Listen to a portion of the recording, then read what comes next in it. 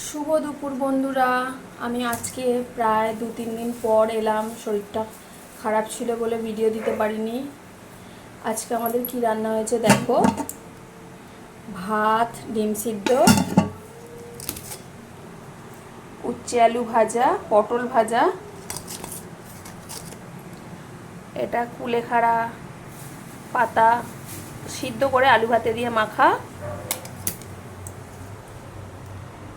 এটা কচু আলু চিংড়ি মাছ দিয়ে তরকারি,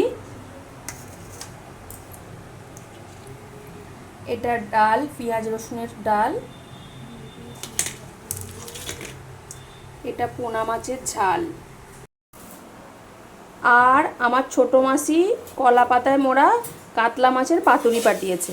আজকের মতো এইটুকুই। সবাই কিন্তু আমার পাশে থেকেও সাবস্ক্রাইব করো আমার চ্যানেলটা। একটা ইউটিউবে আমার ছোটো চ্যানেল আছে, টুম্পা মিনি ব্লগ।